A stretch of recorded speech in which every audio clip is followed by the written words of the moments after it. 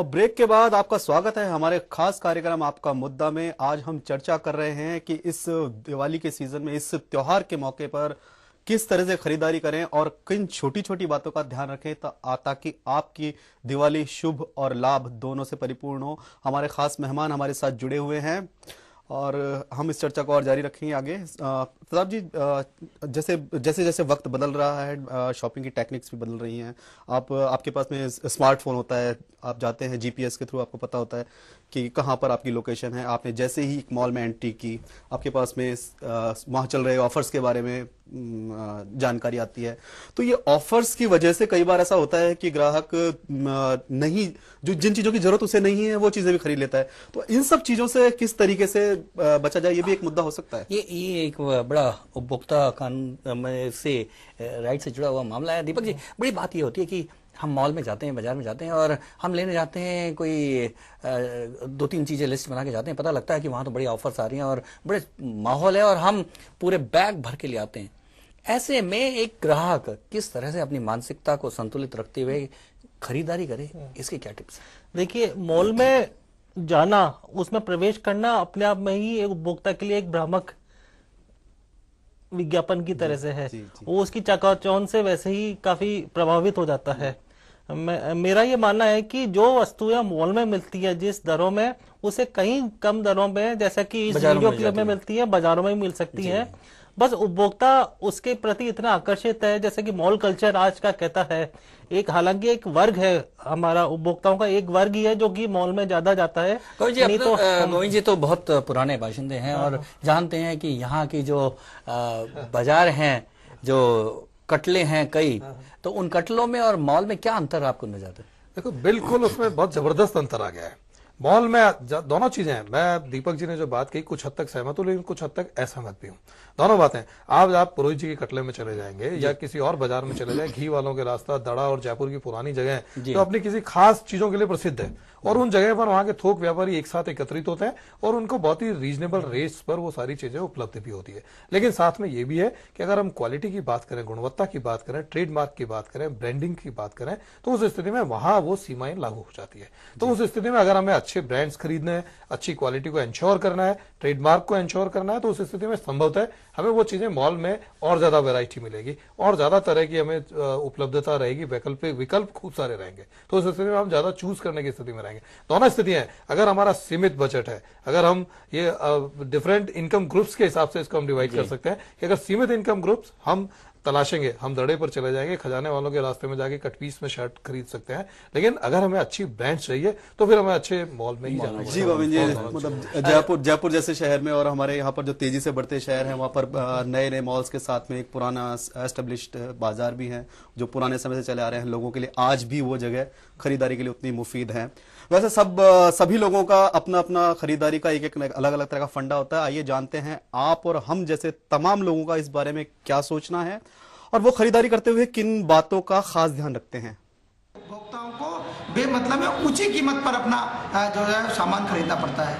दूसरा ये कि क्या नाम से जो कंपनी है वो कभी भी सस्ते में अपना माल नहीं बेचेगी और पहले ही उसके प्राइस इतने बढ़ा दिए जाएंगे कि बाद में घटा के ही बताया जाता है कि हम आपको सस्ते में माल बेच रहे हैं। कोई भी कंपनी सस्ते में कभी माल नहीं बेचती है और इसके बाद में उसकी क्वालिटी गिरा देती है। अवसर पर जो कंपनियों द्वारा छूट दी जाती है, इसकी ओर अपने को ध्यान देने की आवश्यकता नहीं है, क्योंकि दीपावली में अक्सर त्योहार की आड़ में दुकानदार और कंपनियां पुराने मालों को निकालने के लिए तत्पर रहते हैं और इसी के चलते वो लोगों को नाना प्रकार के प्रलोभन देते हैं, जैसे एक के साथ एक फ्री या दो के साथ एक फ्री। कस्टमर ज़रा बढ़े, उसके लिए हम अट्रैक्शन वाली चीज़ निकालते हैं। हम ये नहीं चाहते कि हम कोई रेट बढ़ा के हम ऑफर को आगे पेश कर दें, तो उससे कस्टमर को फायदा होने वाला नहीं है। कस्टमर बहुत जागरूक है आज की तारीख में। हम इसकी पूरी स्टडी करेंगे, हमने कस्टमर जागरूक है, उसके बाद हम कस्टमर के फायदेमंद के लिए कस्टमर को ज़रा ऑफर मिले, कस्टमर को ज़रा वैरायटी देखने को मिले, हम अपना ऑफर देते हैं। जो ग्राहक है उसको अपने स्तर पे जागरूक होना पड़ेगा कि जो ऑफर उसको दिया जा रहा है वो उसके लिए सूटेबल है अथवा नहीं। ऑफर्स रहते हैं, ये काफ़ी हमारे लिए बेनिफिशियल है और दिवाली के ऊपर जो नई नई स्कीम्स लॉन्च की जाती है उससे भी हमें काफ़ी फ़ायदा रहता है, क्योंकि मार्केट के अंदर जो रेट चलती है किसी इलेक्ट्रॉनिक गैजेट की उसमें काफ़ी सारा फ़र्क होता है, और उसी वजह से हम लोग वेट करते हैं कि दिवाली या कोई दूसरा त्यौहार आए तो उसके ऊपर हम स्पेशली परचेजिंग करने या कोई नया सामान खरीदने तभी जाते हैं कि इस तरह के लोक लुभावने ऑफर्स में ना पड़े और अपनी समझदारी से काम लें। तो अपनी अपनी शॉपिंग, अपने अपने अनुभव और अपने अपने फंडे, ये लोगों की सलाह थी और लोगों के अपने अपने फंडे थे। गोविंद जी, आपका इस बारे में क्या कहना है? बिल्कुल सही कहा आपने कि व्यक्ति स्वयं निर्णय करता है कि उपभोक्ता को कि उसको किस तरह से संतुष्टि ज्यादा मिलेगी। वो अच्छे मॉल में संतुष्टि मिल सकती है, किसी अच्छे छोटे मार्केट में मिल सकती है।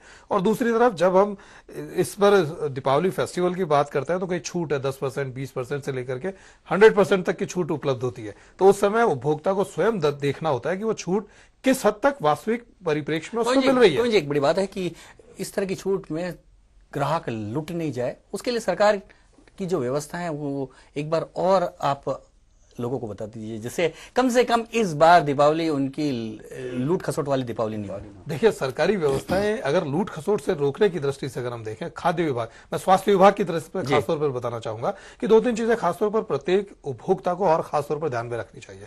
तो खास बात जो सबसे ज्यादा ध्यान में रखनी चाहिए वो ये है कि जब कोई भी वस्तु, खाद्य वस्तु अगर हम खरीद रहे हैं तो उसके ऊपर तिथि निर्धारित होना जरूरी है कि किस तारीख को वो वस्तु बनी है, मैन्युफैक्चरिंग डेट। अगर हम ब्रेड लेने जा रहे हैं, चाहे बिस्किट्स खरीदने जा रहे हैं, चाहे कोई भी खाद्य वस्तु खरीदने जा रहे हैं, अगर उसके ऊपर निर्माण की तिथि अंकित नहीं है तो ये उपभोक्ता संरक्षण नियम के तहत अपराध है। खाद्य जो नया सुरक्षा कानून आया है, खाद्य सुरक्षा कानून के तहत, वो एक तरह से अपराध है, उसके विरुद्ध अभियोग दर्ज हो सकता है। और इस तरह की बिना तिथि अंकित की हुई कोई वस्तु कोई बेच रहा है तो उसके विरुद्ध मामला दर्ज करके कार्रवाई की जाएगी। दीपक जी, आपका क्या कहना है कि किस तरह से इस बार जब बाजार में जाए तो क्या करना चाहिए ग्राहक को? जी बिल्कुल, मैं गोविंद जी की बात से सहमत हूँ और इन्हीं की बातों में मैं और कुछ जोड़ना चाहूंगा। इन्होंने मैन्युफैक्चरिंग डेट की बात करी, निर्माण तिथि की, और साथ में वो एक्सपायरी डेट, अवधि पार तिथि को भी देखें। और कुछ वस्तुएं ऐसी होती है जैसे दवाइयां हैं या इस तरह की चीजें हैं जिसमें कि उस वस्तु में क्या क्या चीजें मिली हुई हैं, उसके कंटेंट्स, उसको भी अगर जागरूक उपभोक्ता है तो वो उसको भी देखे कि वो जो वस्तु खरीद रहा है वो उचित है कि नहीं है, उसके स्वास्थ्य के ऊपर विपरीत प्रभाव तो नहीं डाल रही है। जी बिल्कुल। तो इस बार हमें लगता है कि इस बार यदि बिना लुटी पिटी दीपावली मनानी है और दीपावली अपने बजट के अनुरूप ही बनानी है और ऐसी रोशन युक्त दीपावली मनानी है, तो निश्चित तौर पे गोविंद जी और दीपक जी की बात पे सब ध्यान दें, जिससे इस बार अपने बजट की दीपावली बने और हम खुशी से ये त्योहार मना सकें। कोई गलत मिठाई नहीं लाएं, गलत चीजें नहीं खरीदें, तो और लुभावने ऑफर्स से बचे। सबसे बड़ी चीज कि लुभावने ऑफर से बचे। तो ये थी हमारी कोशिश आप तक वो छोटी छोटी बातें पहुंचाने की जिन्हें इस त्योहारी मौसम में खरीदारी करते हुए आपको ध्यान रखना चाहिए। हमारी यही शुभकामना है कि यह त्योहार आपके लिए न केवल शुभ बल्कि लाभदायक हो।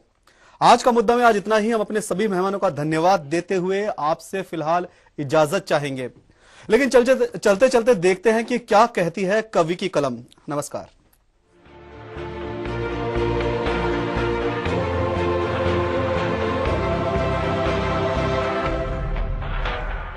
बहुत लुभावन ऑफर हैं, पर सही का पता नहीं। त्योहार के इस मौसम में क्या लाएं पता नहीं। चमक धमक और राग रंग से सजे हुए हैं बाजार, पर जाकर कैसे करें खरीदारी ये ही पता नहीं।